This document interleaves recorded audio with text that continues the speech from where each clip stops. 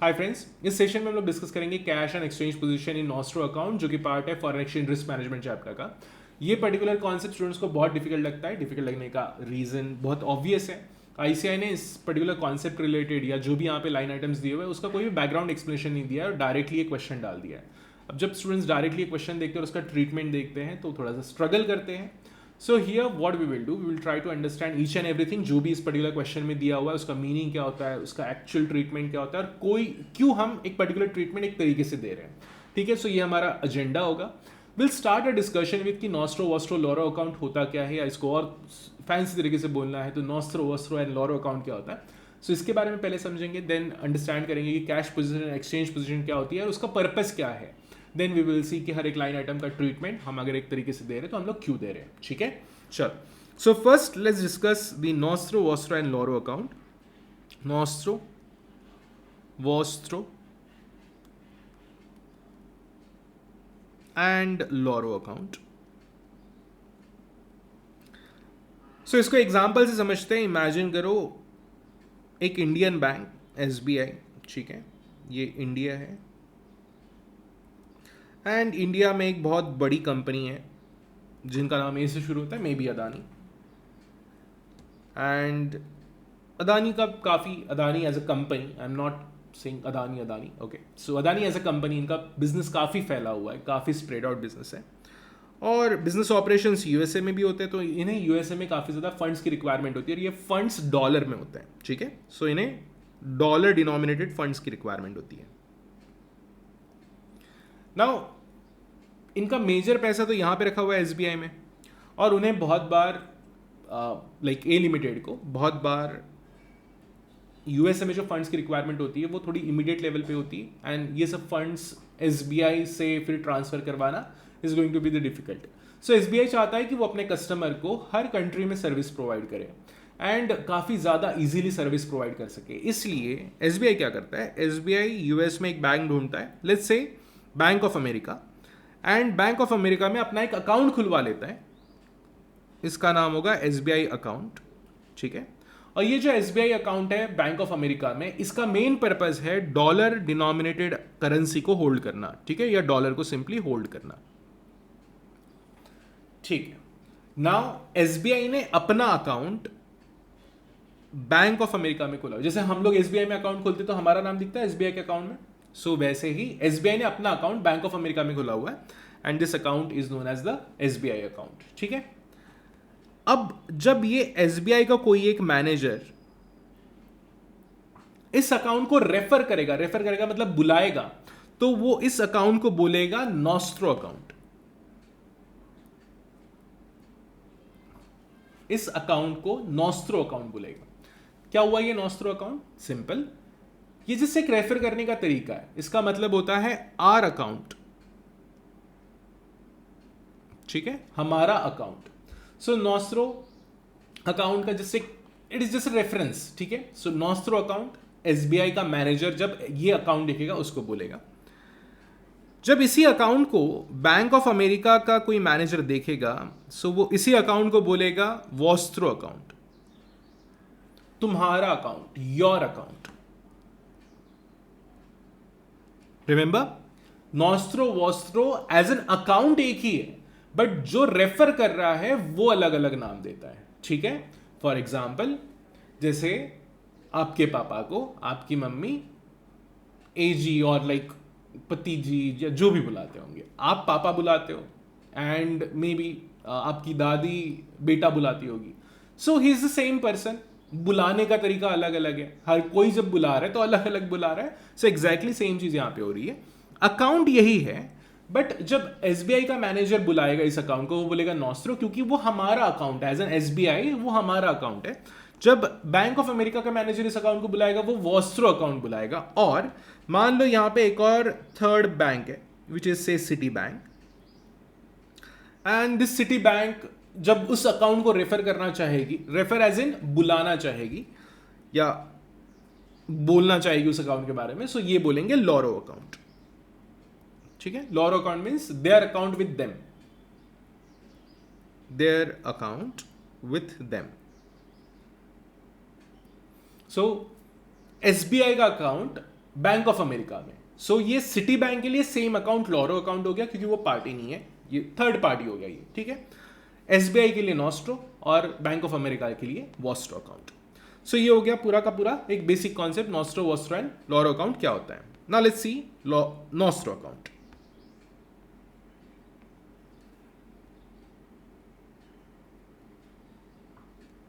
ये जो nostro account होता है, नॉस्ट्रो अकाउंट का पहला पर्पस तो इसमें फंड्स होल्ड करने, कभी कभी हो सकता है कि ओवरड्रॉ करने के लिए भी यूज हो जाए, लाइक लोन लेने के लिए या डिपॉजिट करके रखने के लिए।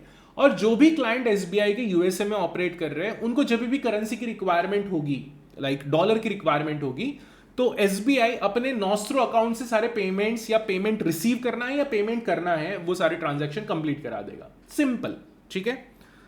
इस नॉस्ट्रो अकाउंट में दो चीजें होती हैं या दो पोजीशन होती है। First is the cash position and second is exchange position. अच्छा, जब मैं ये समझा रहा हूं तो मेरा एक अजम्पशन है कि आपको बाकी का फॉरेक्स समझ में आ रहा है या बाकी आपका फॉरेक्स का प्रिपरेशन हो चुका है फॉरेक्स रिस्क मैनेजमेंट चैप्टर का, और बाद में आपको ये नहीं समझ में आया इसलिए आप ये समझ रहे हैं, सो दैट मैं जो अदर कॉन्सेप्ट है जो ऑलरेडी चैप्टर में समझाए गए उनको नहीं समझाने वाला हूं, ठीक है। Exchange position. Now what is cash position and what is exchange position.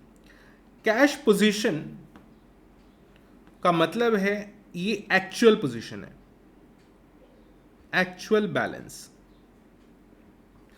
मतलब अगर आपने क्रेडिट एंड डेबिट और ये आपका नॉस्ट्रो अकाउंट,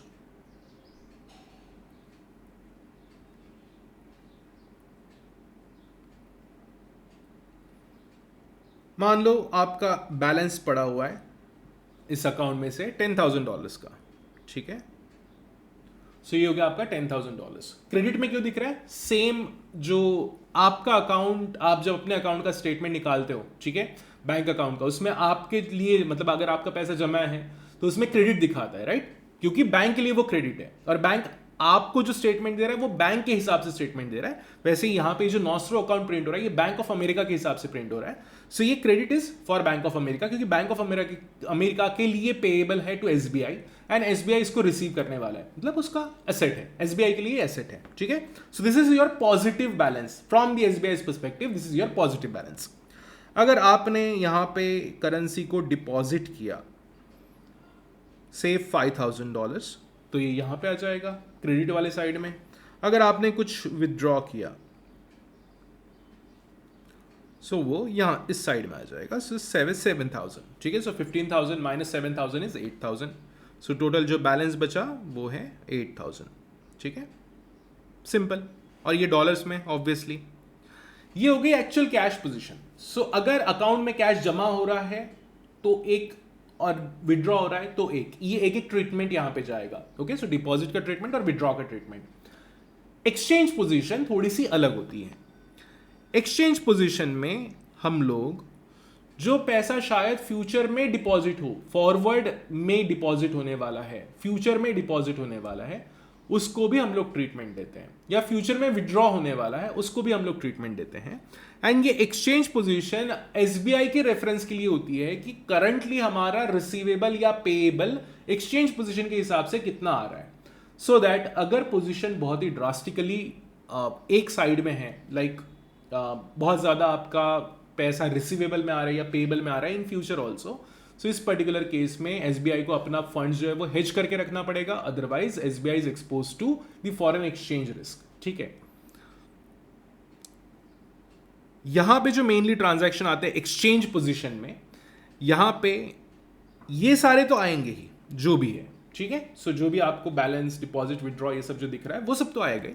इसके साथ में मान लो आपने फॉरवर्ड सेल करके रखा हुआ है इस अकाउंट के हिसाब से, ठीक है। आज सेल नहीं हुआ, बैलेंस था, मान लो अभी मैं फिलहाल के लिए यही बैलेंस लेके चल रहा हूं 10,000 का। फॉरवर्ड अगर सेल करके रखा हुआ है जो 3 महीने बाद एग्जीक्यूट होने वाला है, सो स्टिल आज आपके लिए ये फॉरवर्ड सेल आपकी एक्सचेंज पोजीशन में रिफ्लेक्ट होगा कि एट द एंड ये होना है, ठीक है। आज नहीं हुआ चलता है, जो भी आज है वो तो कैश पोजीशन में आ गया, लेकिन फॉरेक्स में तो हम लोग फॉरवर्ड में सेल करते हैं, फॉरवर्ड में बाय करते हैं। आज एक ट्रांजैक्शन करिए लेकिन पैसा बाद में रिसीव होने वाला है। So all those transactions or all those events will show in exchange position. May be आपने फॉरवर्ड बाय करके रखा हुआ है, सो ये क्या बाय कर रहे हो आप? करेंसी बाय कर रहे हो, ऑब्वियसली डॉलर बाय कर रहे हो, डॉलर सेल कर रहे हो. ये अकाउंट्स में रुपीस कभी रिफ्लेक्ट नहीं होगा. आपने रुपया बाय किया, रुपया सेल किया, कोई मतलब नहीं है. डॉलर वो भी इस पर्टिकुलर अकाउंट से रिलेटेड. ठीक है, आपने बाय किया से 2000. सो क्या ये 5000 एंड 2000 एक्चुअली अकाउंट में आया? नहीं आया, आने वाला है इन फ्यूचर, जो यहां पे रिफ्लेक्ट करेगा. और हमें क्वेश्चन की रिक्वायरमेंट के हिसाब से exchange position and cash position का ट्रीटमेंट देना है.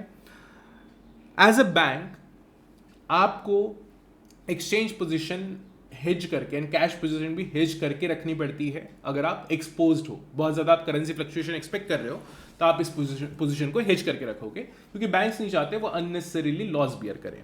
एक्सचेंज पोजीशन को और अगर अलग तरीके से समझाना है, फॉर एग्जाम्पल, जैसे हम लोग करते हैं ना कि मान लो पापा 1 महीने बाद गाड़ी देने वाले हैं, तो हम आज ही बताना शुरू कर देते हैं कि अरे गाड़ी मिलने वाली है, अरे मेरी नई बाइक आने वाली, नई बाइक आने वाली, नई बाइक आने वाली है. आ गई क्या? नहीं आई. आप बता रहे हो, this is the exchange position. आप सिर्फ बता रहे हो कि मेरे पास में बाइक होगी और बस 2 महीने बाद में आईफोन होगा. सो ये बाइक और आईफोन आपकी एक्सचेंज पोजीशन है. जिस दिन वो बाइक आपको गिफ्ट में मिल गई, तो आपकी कैश पोजीशन हो गई. कभी कभी नहीं भी मिल सकती, हो सकता है कि आपको बोल तो दिया कि दे देंगे लेकिन नहीं दिलाया, तो रिवर्सल भी करना पड़ेगा. आपने पहले 1 महीना बताया दोस्तों को कि बाइक मिलने वाली है, फिर आप बोल दो नहीं मिलने वाली है, खत्म बात है ना. So this is the cash position and exchange position का डिफरेंस. एक्चुअल में जब मिलेगा तब एक्चुअल वाला, और जो इन फ्यूचर होने वाला है वो भी रिफ्लेक्ट करेगा, प्लस एक्चुअल वाला भी रिफ्लेक्ट करेगा. रिमेंबर, एक्सचेंज पोजीशन में कैश अकाउंट में जो भी ट्रांजैक्शन हो रहे हैं वो सारे रिफ्लेक्ट करेंगे, जो नॉस्ट्रो अकाउंट है वो सारे रिफ्लेक्ट करेंगे, और एक्सचेंज पोजीशन में जो होने वाला है वो भी रिफ्लेक्ट करेगा. ठीक है, चलो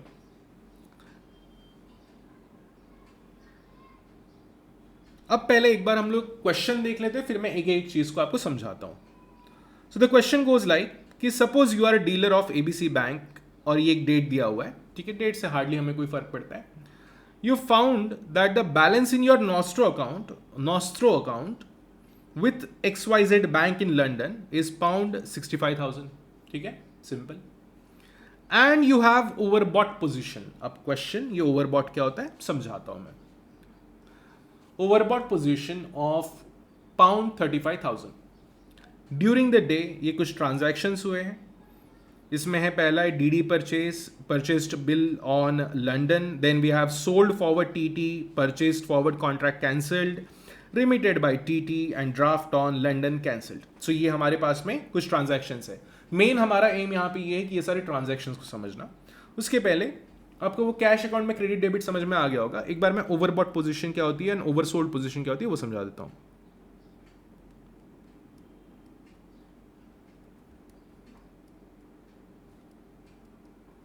overbought position and oversold position in where exchange position. अगर मुझे एक्सचेंज पोजीशन का अकाउंट बनाना है, so this account will look like this.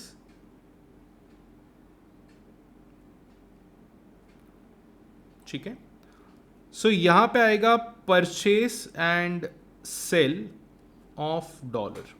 इसमें डेबिट क्रेडिट नहीं, ये परचेस एंड सेल है.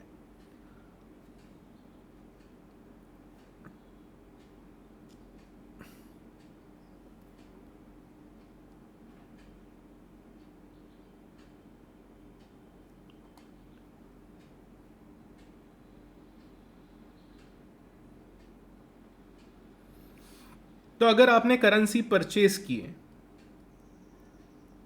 तो यहां दिखेगी, अगर आपने करेंसी सेल की है तो यहां दिखेगी. सिंपल, मतलब अकाउंट में पैसा आ गया है या आने वाला है. रिसीव और टू बी रिसीव्ड वो परचेस में रिफ्लेक्ट करेगा. एंड आप इसी अकाउंट से, नॉस्ट्रो अकाउंट से, पेड और टू बी पेड वो सेल में रिफ्लेक्ट करेगा. डॉलर सेल का मतलब डॉलर माइनस हो जाना, डॉलर परचेज का मतलब डॉलर ऐड हो जाना. सिंपल, या यहां पे पाउंड का एग्जांपल ले रहे तो पाउंड ऐड हो जाना या पाउंड लेस हो जाना. सिंपल, वो अकाउंट में रिफ्लेक्ट करेगा. ये वाला जो है ये स्पॉट में भी हो सकता है. स्पॉट मतलब आज के आज भी हो सकता है या फ्यूचर वाला भी हो सकता है. ठीक है, जैसे मैंने आपको बताया कि अगर आपको पूछा जाए, लाइक आपको पापा ने बताया 1 महीने बाद में बाइक दिलाने वाले, तो आप आज ही फील करने लग जाते हो ना कि अपने पास में बाइक है। आई नहीं है, लेकिन आप उसको हिसाब में तो ले ही लेते हो कि यार अरे मेरी बाइक आएगी तो अब मैं बताऊंगा तुमको, है ना। So this is exactly what's happening in the exchange position. Now here sale के केस में भी ऑब्वियसली स्पॉट एंड फ्यूचर में जो भी ट्रांजैक्शन होने वाले दोनों को हम लोग रिकॉर्ड करेंगे। अगर नेट टू नेट आपने ज्यादा बाय करके रखा हुआ है, आज का पकड़ के प्लस फ्यूचर का पकड़ के, so this particular position is known as overbought position. आज प्लस आने वाला टाइम, वो सब में अगर आपके पास में परचेस ज्यादा है करेंसी का, परचेस ज्यादा है करेंसी का then sale of currency, then you have the overbought position. This is kind of a asset position, ठीक है, positive position. Fine.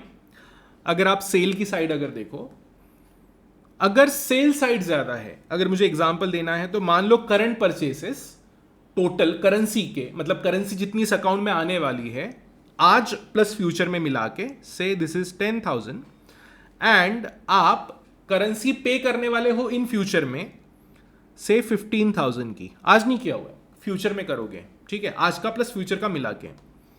So this will be your, यहां पे सेल साइड ज्यादा हो गया, so this will be your oversold position. Fine. Overbought position and oversold position बहुत simple है, ठीक है।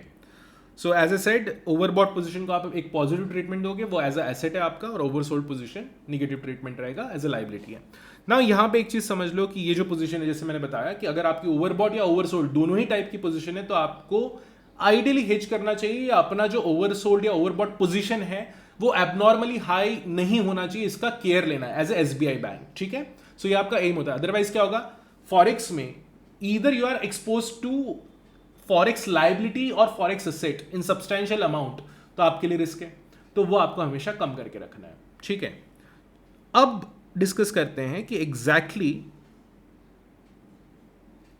ये जो करंट परचेसेस या future purchases, sorry currency purchases इन स्पॉट या फ्यूचर परचेसेस कहां से आते हैं, मतलब कहां से मिलने वाला है या कहां से रिसीव होने वाला है, वैसे ही कहां जाने वाला है, किस किस की वजह से जाता है, like that. So that we have to discuss. और यहां पे एक एक आइटम को डिस्कस करना पड़ेगा, उसमें क्या होता है, कैसे ट्रीटमेंट होता है, वो डिस्कस करना पड़ेगा। ओके, चलो।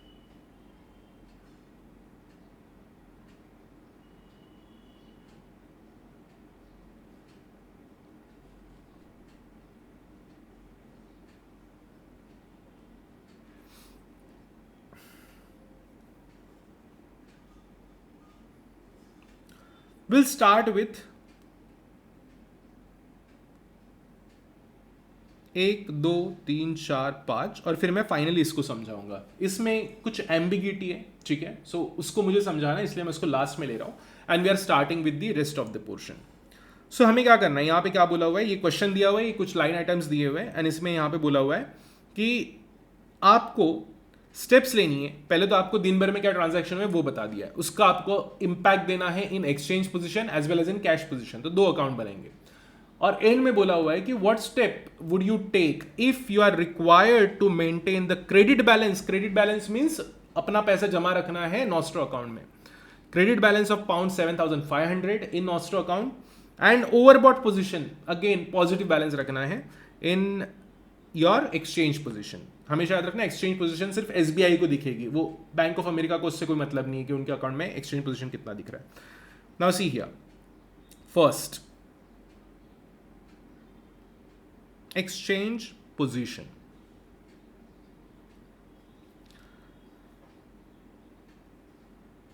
ये है आपका अकाउंट, थोड़ा आड़ा टेढ़ा बन रहा है, प्लीज डोंट माइंड, ठीक है।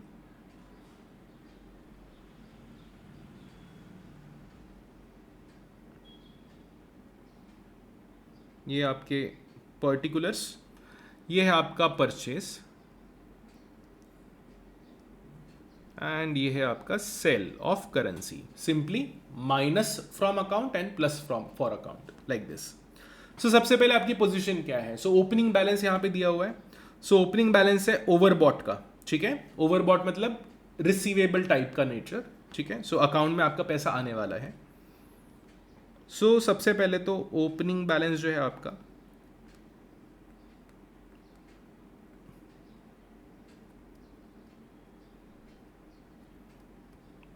ओवरबॉट में, तो ओवरबॉट में क्या लिखेंगे हम लोग, 35,000 का बैलेंस है, ठीक है। Exchange position 35,000 overbought.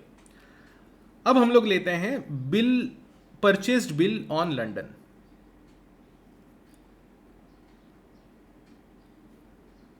यह आपका बैंक ऑफ अमेरिका, यहां पे है एसबीआई अकाउंट, ये है ऑब्वियसली यूएसए, ये है इंडिया, यहाँ पे है आपके क्लाइंट एज एन एसबीआई के क्लाइंट, ये है आपका एसबीआई, ठीक है। और ये यहाँ पे है एसबीआई का, ये है नॉस्ट्रो अकाउंट। सो यहाँ पे क्या बोला, पहला आइटम क्या हुआ है, परचेस्ड बिल। हमें यूएसए नहीं लेना है, यूके लेना है, ठीक है। और यहाँ पे हम लोग कर देते हैं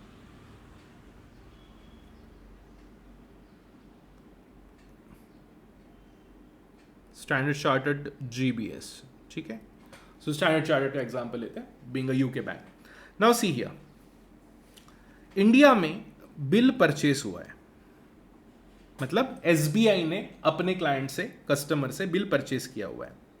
सो बिल परचेस्ड, ठीक है। अब ये बिल परचेस क्या है,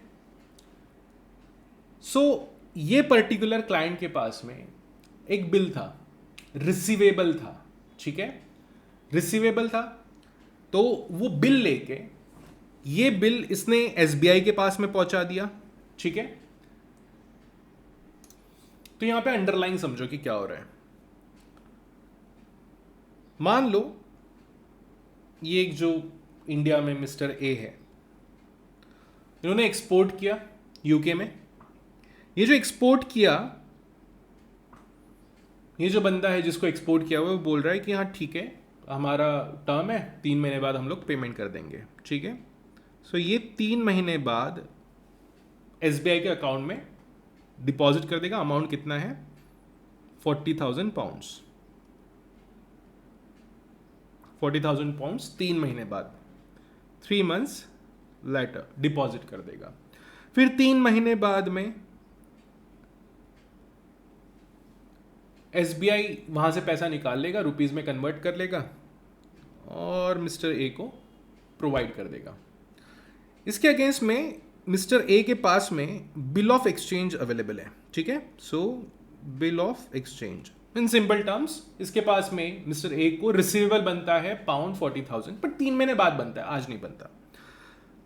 सो मिस्टर ए गए एसबीआई के पास में कि बोला यार 3 महीने बाद पैसा आएगा, आज ही थोड़ा पैसे का काम था, तो एक काम करो, $40,000 जो 3 महीने बाद मुझे मिलने वाला है वो मुझे आज ही दे दो। तो एसबीआई बोलेगा कि हाँ दे देते, लेकिन पूरा नहीं दे पाएंगे, so we will pay you 38,000।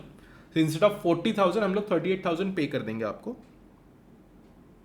तो 38,000 कैसे पे करेंगे, ये जो भी पाउंड है 38 के मल्टीप्लाइड बाय जो भी आज का रेट चल रहा होगा रुपीज में, ये प्रोसेस होता है बिल ऑफ एक्सचेंज को परचेस करना। इसका मतलब है बिल ऑफ एक्सचेंज एसबीआई ने परचेस कर लिया पार्टी ए से,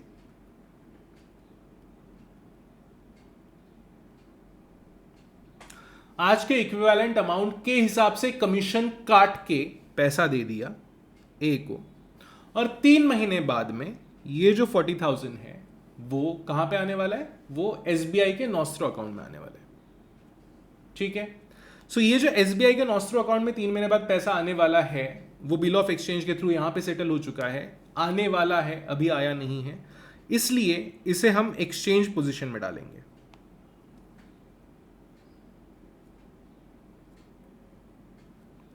और सिंपली बिल परचेस्ड जैसे यहां पे दिया हुआ है, ठीक है।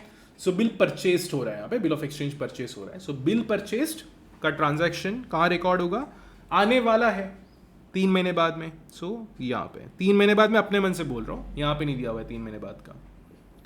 देन नेक्स्ट आता है, हम लोग एक यहां पे एक लाइन छोड़ देते हैं, इसी के साथ में ये हो गया पहला तो एक्सचेंज पोजीशन, ठीक है। इसका साथ साथ में ट्रीटमेंट कैश अकाउंट में भी देखते जाते हैं।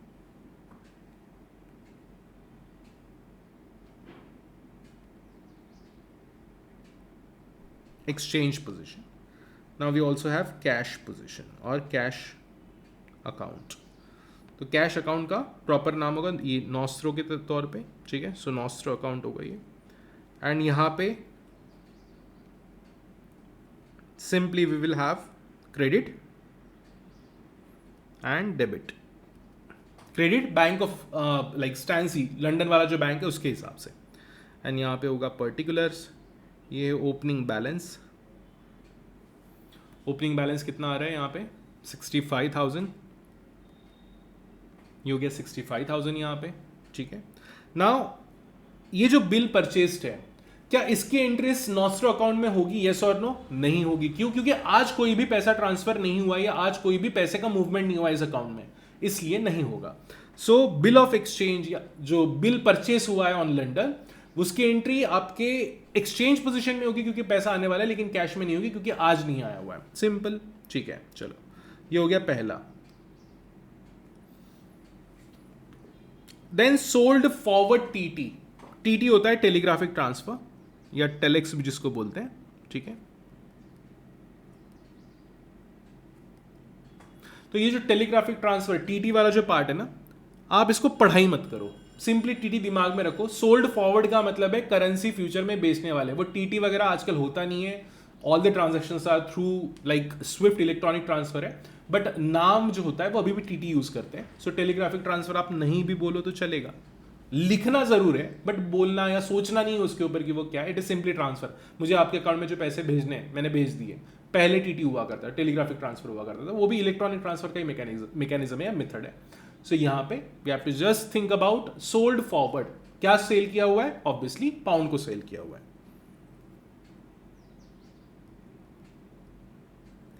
Forward cell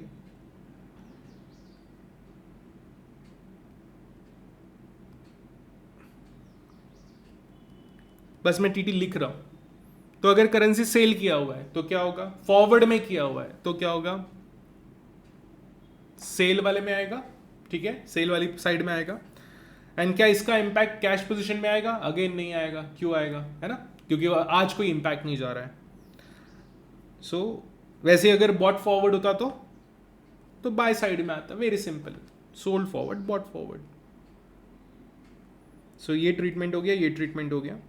then forward purchase contract cancelled. Forward purchase, अगर हम लोग फॉरवर्ड परचेस करते, forward purchase,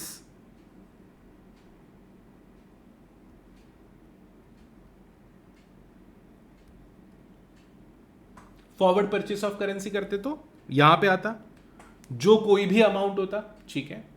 so forward purchase side में आता, तो उसी को अगर कैंसिल कर दिया तो ऑब्वियसली वो, क्योंकि देखो जब फॉरवर्ड परचेस किया होगा तो पहले कभी 2-4 दिन पहले, 5 दिन पहले, 1 महीना पहले जब भी फॉरवर्ड परचेस किया था तो परचेस में एक इंपैक्ट आया था।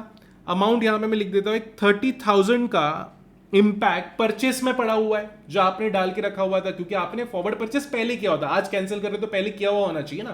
तो जो आपने पहले किया था वो आज कैंसिल हो रहा है। जब पहले किया था तब आपने एक प्लस का इंपैक्ट डाला था परचेस में, आज वो कैंसिल हो गया है तो उसका इंपैक्ट हटाना है हमें जो पहले ऐड किया था। तो वो कहां से हटाओगे? वो सेल वाली साइड से हटाएंगे, ठीक है। This is forward purchase cancelled. Forward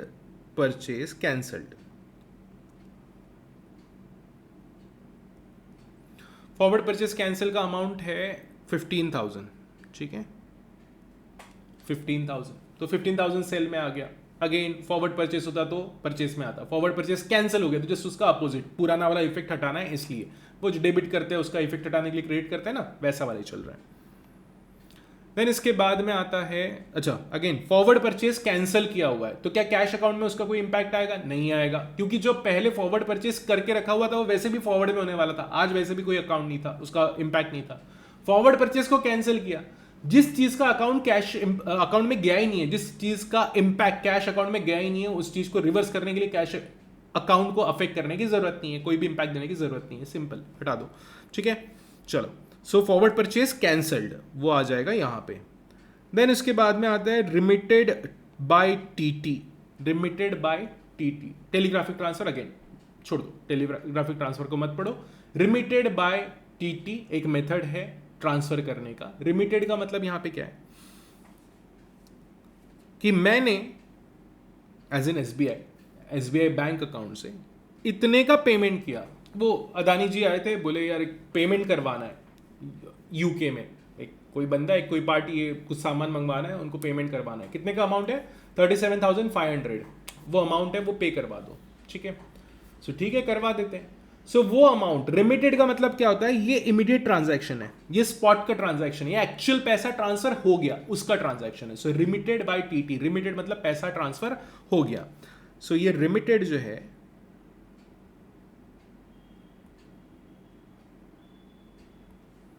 ये आएगा यहां पे सेल वाली साइड में 35,000, गुड इनफ, सॉरी 37,500 है।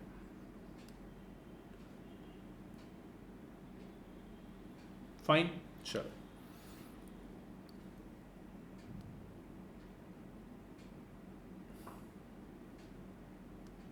नेक्स्ट, इसका इंपैक्ट क्या कैश पोजीशन में आएगा? यस आएगा।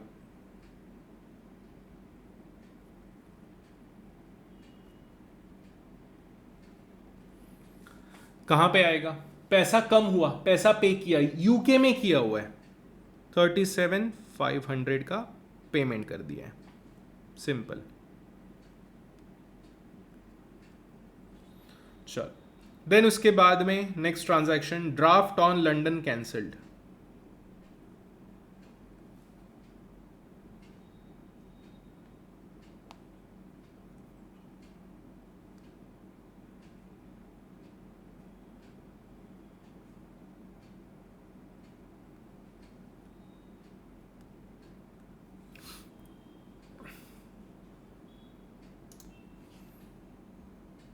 तो अदानी जी फिर से आए हमारे पास में, बोले कि यूके में ना एक पेमेंट करवाना है, पेमेंट का अमाउंट है जस्ट सेकेंड 15,000, एक 15,000 पाउंड का पेमेंट करवाना है।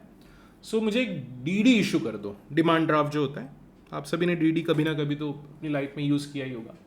सो डीडी इशू किया, कुछ दिनों पहले की बात है, डीडी इशू किया था।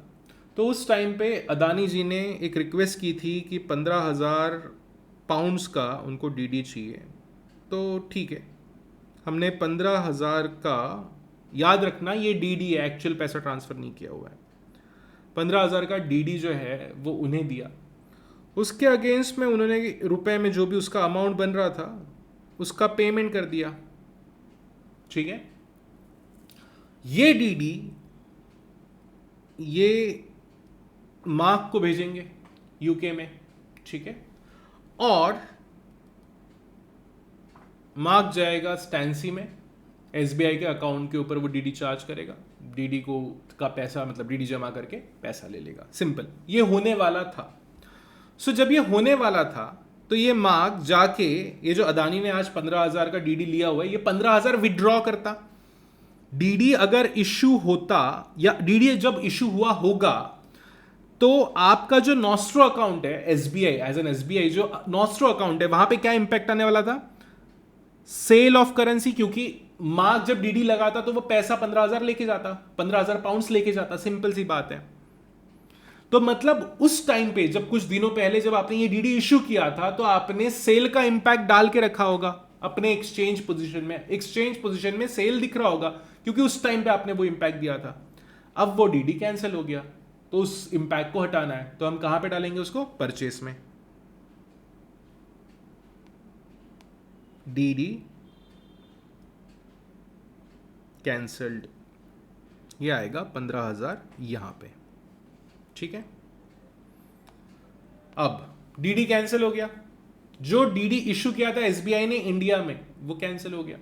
अब अगर वो कैंसिल हो गया है तो क्या उसका इंपैक्ट कैश अकाउंट में आएगा? नहीं आएगा। क्यों नहीं आएगा? अरे कोई कैश ट्रांजैक्शन नहीं हुआ ना, डीडी इशू किया था, लायबिलिटी बनी थी कि वो पे करना पड़ेगा इन फ्यूचर जाके, लेकिन अब नहीं पे करना है, इसलिए हमने एक्सचेंज पोजीशन में इंपैक्ट दिया, लेकिन कैश पोजीशन का उससे कोई लेना देना नहीं है।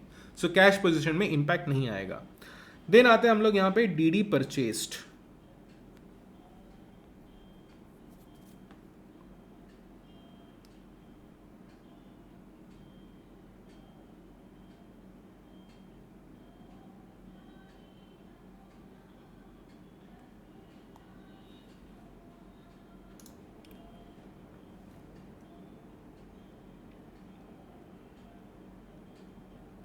DD purchased, DD again demand draft है, डिमांड ड्राफ्ट परचेस्ड।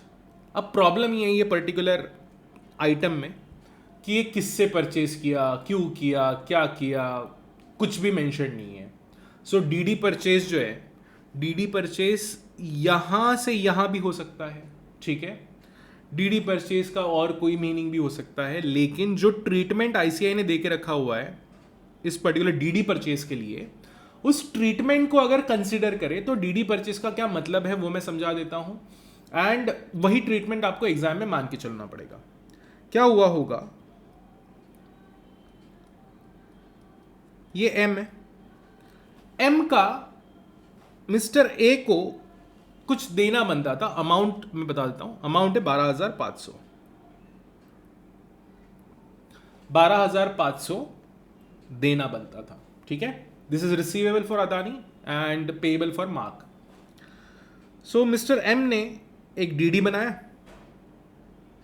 12,500 का, कहीं से भी बनाया, क्या फर्क पड़ता है, कोई एक XYZ बैंक से बनाया 12,500 पाउंड का, और वो डीडी भेज दिया मिस्टर ए के पास में। अब मिस्टर ए के पास में पाउंड वाला डीडी आ गया। अब मिस्टर ए को ये पता है यार पाउंड वाले का करूँ क्या मैं अभी, है ना।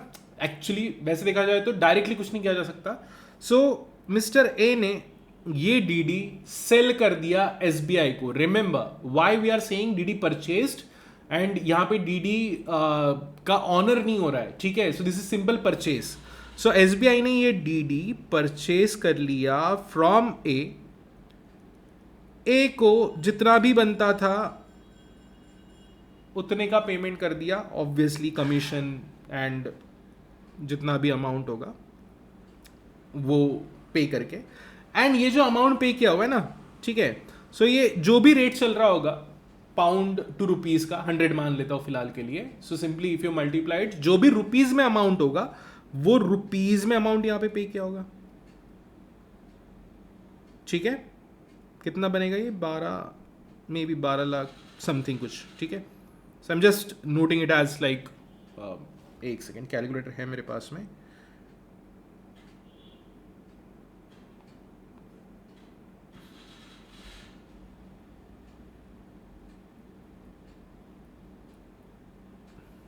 ठीक है,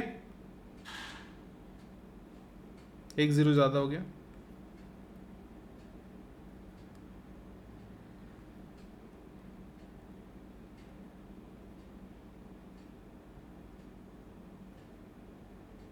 बराबर था, ठीक है, जस्ट सेकेंड। हाँ, so this happens when you excessively use calculator, है ना। बेसिक कैलकुलेशन में भी आपको भी होगा, टेंशन नहीं है, ठीक है। चलो देखो, सो इतना रुपया यहाँ पे पेमेंट कर दिया। अब रिसीवेबल है एसबीआई के पास में, एसबीआई के पास में एक डीडी है, तो एसबीआई ये डीडी ट्रांसफर करेगा यहाँ पे। आज परचेज किया, ये तो दिन का ट्रांजैक्शन था ना, आज परचेज किया डीडी कितने का, 12,500 का, 12,500 का डीडी परचेज किया। ये डीडी ट्रांसफर किया जाएगा यहां पे। जब ये ट्रांसफर करेगा तब वो जो स्टैंसी है वो जमा करेगा एसबीआई के अकाउंट में 12,500 पाउंड। जब पहुंचेगा तब जमा करेगा। आज लेकिन रिसीवेबल तो बन गया है, क्योंकि ये डीडी हम भेजने वाले हैं और पैसा आने वाला है, 12,500 आने वाला है अकाउंट पे। एंड दैट्स द रीजन हम लोग डीडी परचेज जो है वो यहां पे डालेंगे, ठीक है, सिंपल। चलो, अगर आप पूरा इसका टोटल करो,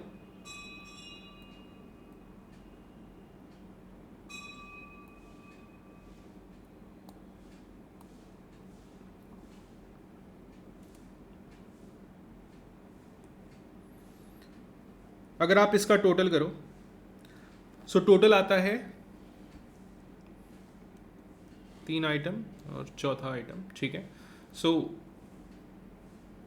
यहाँ का टोटल है, so it is 102,500, this is purchase side, and 82,500 this is sell side. So you have overbought position, closing balance जो है आपका वो ओवरबॉट है, ओवरबॉट है कितने से, 20,000 से, ठीक है, 20,000 ओवरबॉट पोजीशन।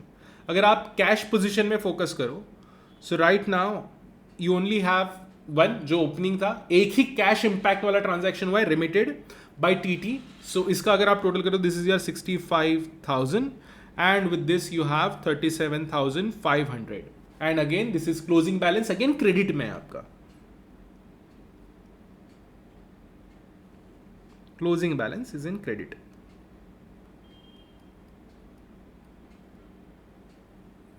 सो ये क्रेडिट में अमाउंट कितना आ रहा है, 27,500, ठीक है। So this is your credit balance.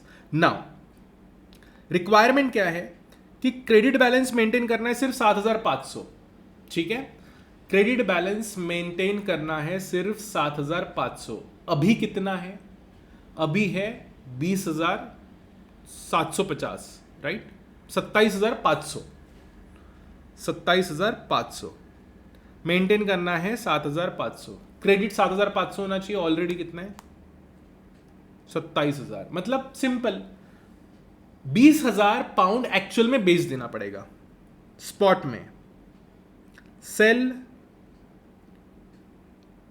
20,000 pound in spot to maintain,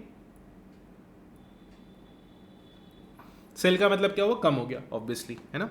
so cell किया तो मेंटेन 7,500 का बैलेंस। सो यहां पे क्या आ जाएगा, सेल करोगे आप एंड ये हो गया 20,000 आपने सेल कर दिया, एंड सेल करने के बाद में finally you will have balance of 7,500 credit, ठीक है।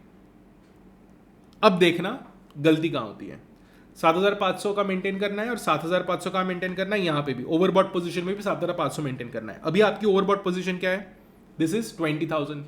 अब समझो क्या होगा, जैसे ही आपने यहां पे सेल किया, जैसे ही आपने यहां पे सेल किया, उसका इंपैक्ट यहां पे भी तो आएगा एक्सचेंज पोजीशन में। सो आपका ओवरबॉट पोजीशन जो है, यहां पे एक सेल आ जाएगा, आपने सेल कर दिया, यहां का इंपैक्ट आ रहा है, ये 20,000 का इंपैक्ट जो है यहां पे आ रहा है। सो ये पोजीशन जो है ये नील हो गई, ठीक है। सो ये नील हो गई, आपको ओवरबॉट पोजीशन मेंटेन करनी थी। सो आपको क्या, आप क्या करोगे फिर इस चीज के लिए, ओवरबॉट पोजीशन के लिए, सो आपको फॉरवर्ड मार्केट में बाय करना पड़ेगा, स्पॉट में नहीं कर सकते। टू मेंटेन दिस 7,500, यहां पे you have to, just a second, buy forward. क्यों स्पॉट में नहीं कर रहे, क्योंकि अब कैश पोजीशन इंपैक्ट नहीं होनी चाहिए, आपने स्पॉट में कर दिया तो फिर कैश पोजीशन इंपैक्ट हो जाएगी। तो मुझे ओवरबॉट में भी 7,500 रखना है और कैश में भी क्रेडिट का बैलेंस रखना है 7,500। तो मैंने पहले कैश एडजस्ट किया, हमेशा याद रखना पहले कैश एडजस्ट होगा, उसका इंपैक्ट ओवरबॉट वाले जो आपका जो एक्सचेंज पोजीशन है उसमें जाएगा, उसके हिसाब से फिर फाइनली आप बाय फॉरवर्ड करना है या सेल फॉरवर्ड करना है वो डिसाइड करोगे, and then you will have buy forward, again you have the overbought position, क्योंकि यहाँ पे ये नील हो गया था, 0-0 हो गया था, 7,500 आपने कर दिया तो ये सेटल हो गया, फाइन। चलो, सो ये था आपका पहला क्वेश्चन। फिर हम देखते हैं दूसरा क्वेश्चन। दूसरे क्वेश्चन में ये और इजी है, ठीक है।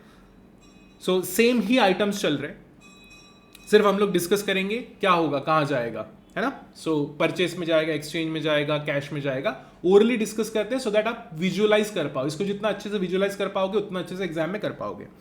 सो ओपनिंग बैलेंस दिया हुआ है, क्रेडिट में आप एक्सचेंज पोजीशन कैश पोजीशन बनाओगे, एक्सचेंज पोजीशन में परचेस और सेल बनाओगे, कैश पोजीशन में क्रेडिट एंड डेबिट बनाओगे। क्रेडिट मतलब पैसा है, ओवरबॉट मतलब रिसीवेबल है, उस तरीके से, ठीक है, मतलब पैसा आने वाला है एडिशनली, इंक्लूडिंग टोटल मिला के। हमेशा याद रखेंगे जो जो ट्रांजैक्शन के इंपैक्ट कैश में जाएंगे वो ट्रांजैक्शन के इंपैक्ट एक्सचेंज में हमेशा जाएंगे, लेकिन जो एक्सचेंज के जाएंगे उसके कैश में जाए जरूरी नहीं है, क्योंकि एक्सचेंज फॉरवर्ड प्लस स्पॉट दोनों को कंसिडर करता है, कैश सिर्फ स्पॉट को कंसिडर करता है। ठीक है, चलो first of all we have balance in nostro account credit. ठीक है, सो नॉस्ट्रो अकाउंट में क्रेडिट है, कैश पोजीशन में क्रेडिट में लिख डालो 1 lakh. Opening position overbought, overbought मतलब ये एक्सचेंज पोजीशन की बात चल रही है। पहला वाला कैश में गया क्रेडिट साइड में 1 लाख, एक्सचेंज पोजीशन में क्या गया 50,000 ओवरबॉट वाली साइड में। Purchase bill on Zurich, purchase bill exchange position की परचेज साइड में डालना है सीधा, कैश में कोई इंपैक्ट नहीं। सोल्ड फॉरवर्ड टीटी, टीटी को भूल जाओ, सोल्ड फॉरवर्ड मतलब एसडब्ल्यूएफ स्विस फ्रैंक को आपने सेल किया हुआ है, फॉरवर्ड में किया हुआ है, एक्सचेंज पोजीशन सेल वाली साइड में जाएगा, कैश पोजीशन में कोई इंपैक्ट नहीं। Forward purchase cancelled, forward purchase किया था, फॉरवर्ड परचेज जब किया होगा पीछे तो वो मैंने तो परचेस में लिखा होगा, फॉरवर्ड है तो कैश में कोई इंपैक्ट दिया नहीं होगा, फॉरवर्ड परचेस में डाला होगा, वो कैंसिल हो गया, अब सेल में डाल दो। ठीक है, forward purchase cancelled sale side, forward purchase side. ठीक है, simple. Remitted by TT, payment किया हुआ है, स्विस फ्रैंक अकाउंट से पेमेंट गया हुआ है, सेल साइड, सेल करना है, पैसा कम हुआ स्विस फ्रैंक। ठीक है, आपका नॉस्ट्रो से कम होगा, ये एक्सचेंज में भी जाएगा, कैश में भी जाएगा, एक्सचेंज में भी गया, कैश में भी गया। Draft on Zurich cancel, DD बनाया था, डीडी कैंसिल हो गया। डीडी जब बनाया था, जब डीडी इशू किया था तो वो कहां पे गया होगा, सोचो, डीडी जब इशू किया था तो उसकी क्रेडिट साइड में क्या होगा, मतलब सेल साइड में क्या होगा, अब जब कैंसिल हुआ है तो परचेज साइड में आएगा। सिंपल है, ठीक है, चलो। सो ये ट्रांजैक्शन आपको ऐसे ही विजुअलाइज करते आना चाहिए, बार बार इस चीज को दोहराओ, रिपीट करो, एंड ऑटोमेटिकली आप एग्जाम में इसको इजीली मैनेज कर पाओगे। ठीक है, सो दैट्स इट, हो गया। एंड फिर ये बैलेंस मेंटेन करना है। अगेन मैं एक बार रिपीट कर देता हूँ आपके रेफरेंस के लिए, सब जगह पे टोटल ले लो, देख लो ओवरबॉट ओवरसोल्ड पोजीशन है, पहले एडजस्ट करो कैश पोजीशन को। अगर क्रेडिट है और बोला हुआ है से 50,000 का क्रेडिट बच रहा है और बोला हुआ है कि 10,000 ही मेंटेन करना है, तो आप क्या करोगे, डेबिट कर दोगे 40,000 को। 40,000 को डेबिट करने का मतलब क्या हुआ, सेल किया, एक्चुअल में सेल कर दिया स्पॉट में। जैसे आपने एक्चुअल में सेल किया उसका इंपैक्ट एक्सचेंज पोजीशन में जाएगा, एक्सचेंज पोजीशन में लिख लो, एक्सचेंज पोजीशन देखो कितनी आती है, फिर उसके हिसाब से फाइनल ट्रीटमेंट दे दो। That's it, okay. So that's all about exchange position and cash position, nostro vostro loro account. If you have any doubts feel free to drop your comment in comment section obviously, and I will help you out. Okay, chalo, bye bye, take care.